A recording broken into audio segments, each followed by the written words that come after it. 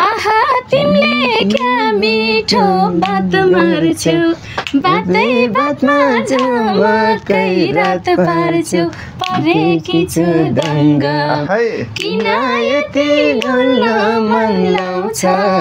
किन यति हाँस्न मन लाउँछ मलाई तिमीसँग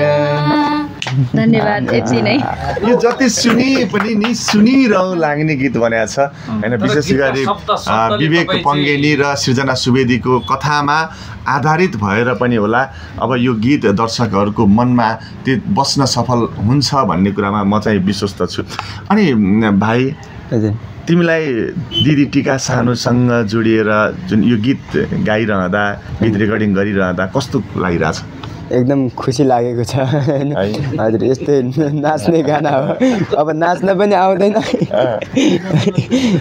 त्यस्तै केही छैन गीत गाउँदाखेरि एकदम सजिलो भयो सजिलो गीत रहेछ सजिलो लाग्यो एकदम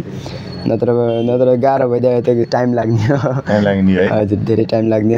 छिट्टै सिद्धियो राम्रो लाग्यो एकदम हो हजुर त्यो भर्खरै अघि गाएकै शब्द फेरि सुनौँ न भाइको स्वरबाट यो एकदम मलाई सुनिरहँ लागिरहेछ यो अर्को शब्द नसुने पनि फेरि सुनौँ न है भाइ अझै दमदार तरिकाले है भाइ तर भाइले यति राम्रो गीतलाई चाहिँ प्रेम जोडिएको छैन भन्दा चाहिँ भाइको प्रेम चाहिँ हुन्छ होला ल भाइ ल अघि के है मेरो माया छौ कति असल सधैँ मेरो मनभित्र बसल पारेको छु दङ्ग किन यति बोल्न मन लाउँछ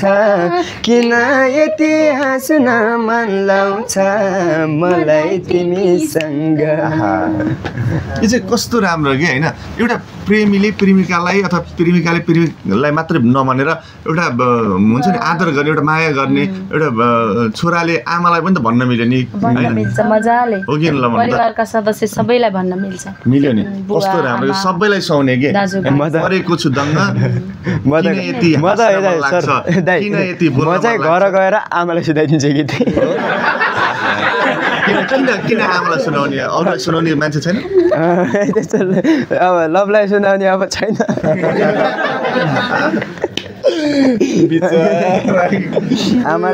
आमालाई बुवालाई सुनाउँछ काठमाडौँ आएपछि जति पनि गीतहरू भएको छन् नि यस्तै लभ स्टोरी खालका छन् के रिस उठ्दैन कहिले के लभै छैन कोहीसँग अब गाउँदाखेरि फिल्डमा गाउँ एकदम लभ परिरहेको छ फिल्डमा गाउँ त्यो कसरी ल्याउने फिल्ड के भनेपछि गाउने बेला फिल्ममा गाऊ लभ परे जसरी गाऊ भनेर भन्छन् त्यस्तो कतिको याद आएको छ तपाईँलाई अन्जुको होइन अन्जुको पनि आएको छ बिन्जुको पनि आएको छ सबैको आएको छ नि भाइलाई होइन याद आएको छैन नै त्यस्तो होइन अब मान्छे अब तपाईँहरूले यस्तो सोधिरहेको छ यहीमा छ नि त मेरो ध्यान होइन भनेपछि लभ परेको छैन त्यो फिल ल्याएर गीत गा भन्छन् आन्न आउनु त आउँछ कसो तसो निकाल्नुपर्छ अहिले त गाह्रो भयो बल गरेर निकाल्नुपर्छ त्यो फिल गाह्रो छ एकदम हाँसी हाँसो गरेर गाएपछि बल्ल फिल आउँछ न अनि त्यस्तै भाइले भने जस्तै नि त्यस्तो हुँदो रहेछ त उमा भाइले भने जस्तै नि मेरो त कतै लभ परेको छैन फिलै आउन्न त्यो फिल निकाल्न खोज्दा पनि त्यो निकाल्न सक्दैन कि भन्ने हुन्छ भन्नु भाइले भन्नु नि त्यस्तो हुन्छ लभ नपरेपछि फिल निकाल्न नसक्ने खालको त्यस्तो हुमालाई चाहिँ के छ हुमाको हकमा चाहिँ के छ